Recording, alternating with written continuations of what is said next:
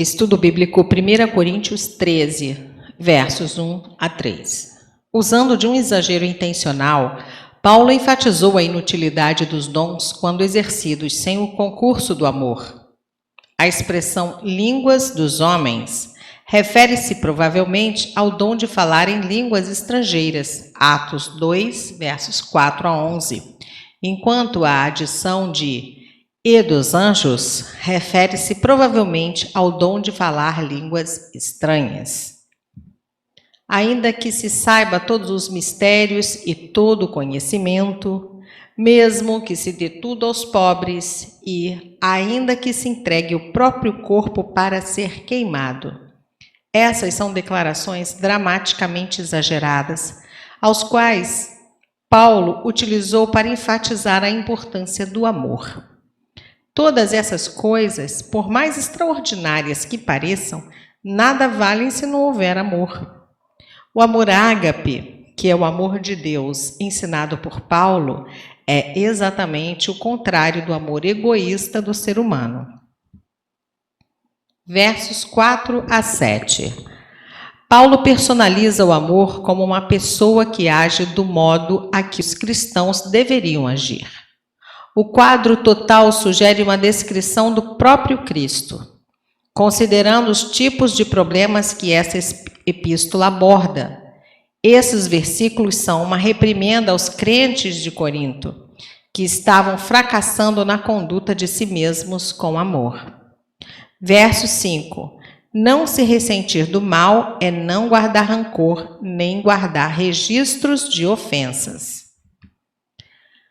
Verso 7. Paulo se utiliza da palavra tudo por 4 vezes para efeito retórico, ao levar sua descrição sobre o amor a um ponto culminante.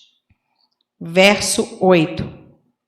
Poderíamos ver essa declaração, o amor jamais acaba, como um sumário do versículo anterior, especialmente à luz do comentário de que o amor tudo suporta. Ao mesmo tempo, a declaração permite que Paulo construa um contraste entre o amor, que sempre permanece, verso 13, e os dons espirituais, que cessarão, pois são temporários e terrenos. Versos 10 a 12. Mas quando vier o que é perfeito, o contexto sugere fortemente que Paulo está se referindo aqui à segunda vinda de Cristo como o evento final do plano divino da redenção e da revelação. Em comparação com aquilo que receberemos, então, as bênçãos presentes são apenas parciais e, portanto, imperfeitas. Desse modo, era um sinal de imaturidade quando os cristãos de Corinto tratavam os dons temporários e incompletos do Espírito como revestidos de significação final. Ainda outras interpretações têm sido sugeridas, tal como a maturidade no amor que os cristãos coríntios deveriam ter como alvo, o amadurecimento da igreja primitiva ou a morte do eu individual. Na perspectiva de Paulo, o problema principal quanto aos dons espirituais da igreja em Corinto era a falta de amor. Verso 12.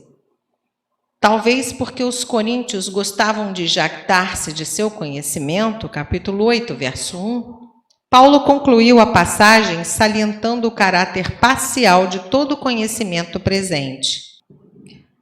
A mudança da voz ativa, conheço, para a voz passiva, sou conhecido, encontra-se em outras partes das epístolas do apóstolo e serve para enfatizar a dependência da graça de Deus.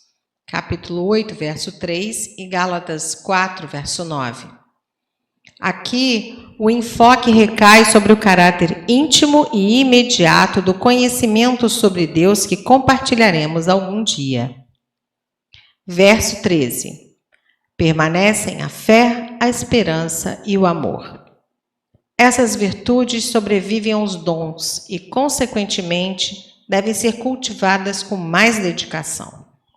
Não é verdade que a fé se desfaz à vista e a esperança acaba com a alegria, pois ambas permanecem eternamente.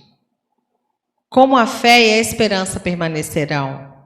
Segundo o teólogo Godet, a essência permanente da criatura é que nada possui de próprio, sendo eternamente desamparada e pobre. Não é de uma vez, mas continuamente na eternidade que a fé se transforma em visão e a esperança em posse. Essas duas virtudes, portanto, permanecem para viver incessantemente. O amor, por sua vez, é a maior das forças do universo, e a sua fonte verdadeira e expressão mais definida é o Gólgota.